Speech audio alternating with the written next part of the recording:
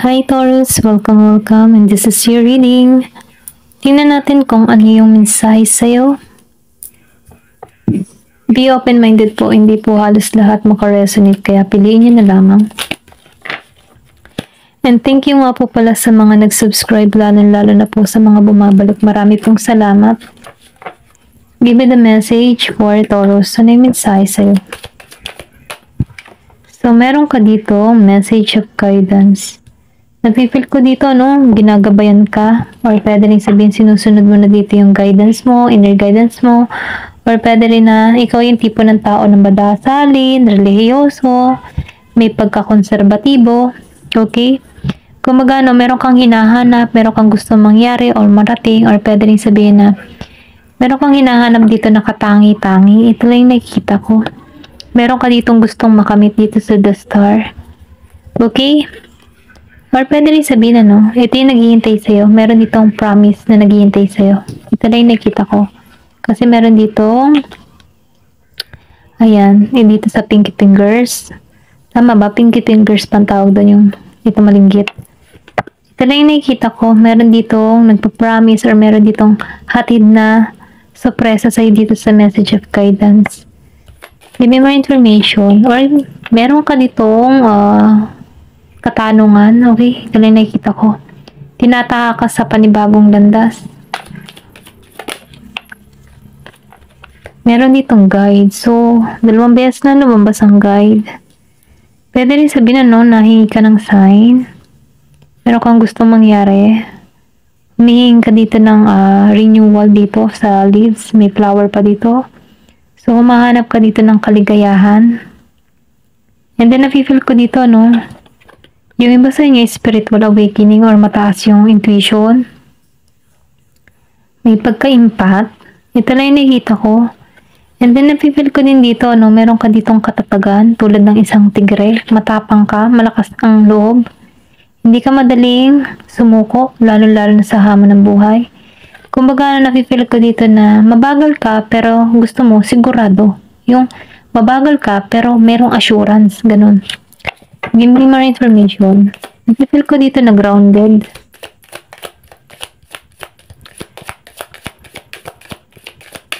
Merong 15, merong 36, merong 34, message of love. Yung iba sa inyo nahiling ng love life or nahiling ka dito ng pag-ibig. Umaasa ka dito, pero ganun pa man nafe-feel ko dito na sinusunod mo dito yung puso mo. Nakikita ko dito, meron ka ditong person. Malayo kayo sa bawat isa dito. So, nakikita ko dito, meron kang may pagka-psychic. Meron kang pagka-psychic, yung ability. Kumbaga, meron kang psychic ability, yan. Meron ka dito psychic ability, okay? Ito lang yung nakita ko sa message of love. Kumbaga, kutob mo na merong magaganap or mangyayari sa'yo. Ayan. Give me more information. Ano pa yung mensahe? Love. Talagang love. Love yung dumarating sa'yo dito. Nafe-feel ko dito, meron ko ditong naranasan. Sobrang pain dito sa love. Pero ganun pa man, nakikita ko dito nagkaroon ka ng realization. Binangon mo muli yung sarili mo, okay? Pwede rin sabihin naghihiling ka dito sa love. Or pwede rin meron ka ditong gustong tahakin. Gusto mong mag-healing yung connection dito.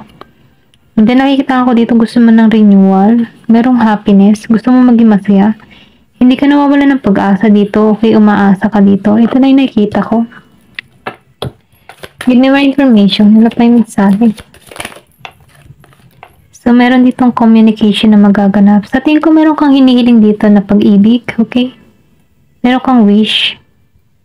Or pwede rin sabihin gusto mong ipahayag yung nararamdaman mo pero hindi mo magawa. Okay? So, sinasabihan ka dito, sundin mo yung iyong kutob. Or sundin mo yung iyong guidance dito. Kasi meron ditong magaganap na communication. Meron ditong humihiling, nagmamanifest.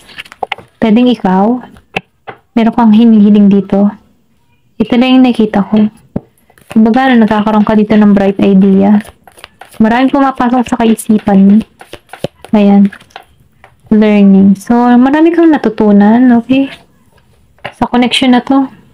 Pwede rin sabihin ano, itong naramdaman mo dito, hinubog ka dito, natauhan ka dito. So, nakikita ko dito, meron ditong may re-reveal. Meron sikreto. Nafe-feel ko dito, kung makikita mo, pulos buwan.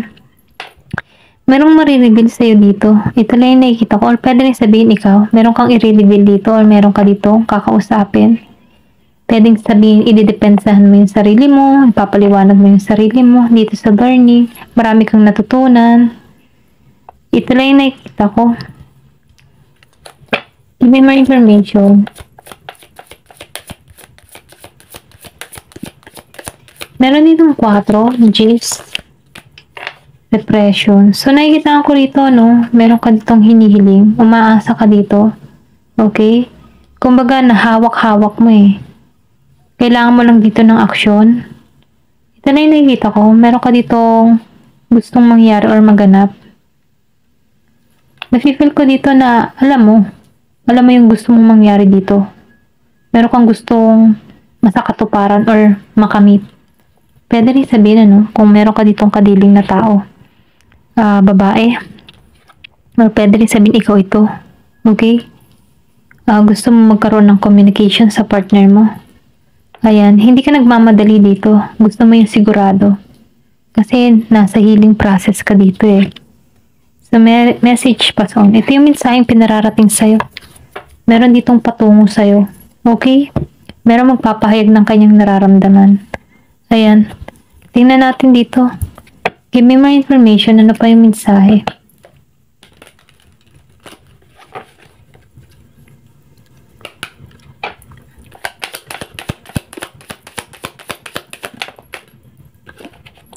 So, meron ditong someone new na parating din sa'yo. Okay? Meron itong mga pinaplano.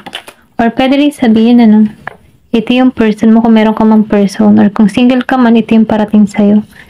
Meron ditong the chaser. So, meron yung iba sa inyo, no, may maghahabol. Kung ikaw before ang humabol, meron ditong maghahabol ngayon sa'yo. Meron 10, pinanganak ng 10, 4, 15, 3, 22. Meron 42 years old, 34. Yung 36. Ayan. Meron dito maghahabol. Give me more information.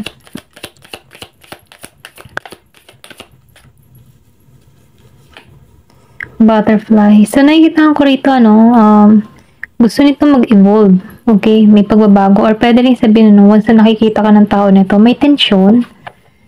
Nakikita ko rito yung growth na nangyayari sa person mo. Kung meron ka mong person, no, meron pagbabago. Or pwede rin sabihin ikaw to. Maraming pagbabago nagaganap sa'yo. Nagkakaroon ka dito ng growth. Or sabihin natin na andun ka na sa panibagong yugto ng buhay mo. Humahanap ka ng pagbabago. Okay? Give me more information. Ayan. Sword and Rose. Kumbaga dito sa Sword and Rose, meron ditong gustong may reveal. Yung sinabi ko kanina, meron ditong may re-reveal or meron ditong sekretong ipapahayag, ano? Kasi meron ditong revelation. Meron ditong lalabas ang katotohanan, okay? Kumbaga itong tao na ito tinutulak na sabihin or idepensahan yung sarili niya sa'yo, okay? Nafe-feel ko dito na medyo to protektado. Kumbaga pinoprotektahan din niya dito yung heart niya.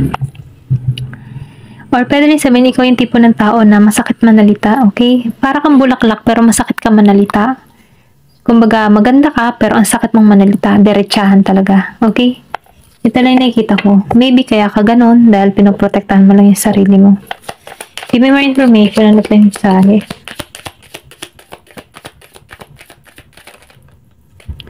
So, meron ditong wedding ring. Yung iba sa inyo ikakasal dito. Okay? Meron ditong union na magaganap.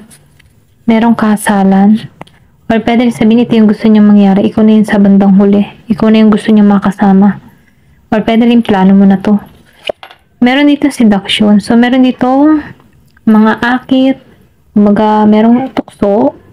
Pwedeng tuksoin ka nito. Pero ganun pa man, ano, meron ditong third party na kung nakikita. Tukso to. Kung ano yung kahinaan ng person mo dito, pwedeng matukso to. Okay, seduction, ganyan. May pang-aakit. Ganun. Okay, may mas. So, nakikita ko dito, no? Hindi niya pinapayagan yung kanyang totoong nararamdaman.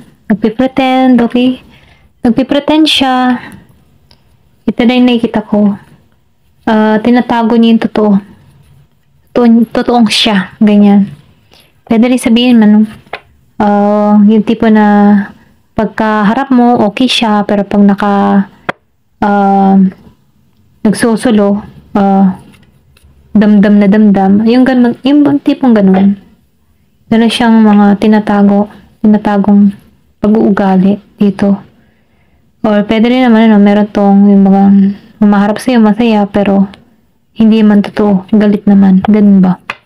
Give me more information, ano pa yung mensahe? Hand card. So, ikaw, nasa iyo yung baraha. Hawak mo ang card dito.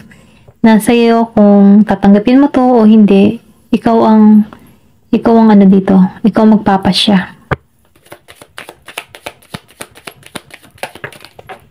So, meron ditong addiction. So, nakikita ko dito, codependent ng tao na to.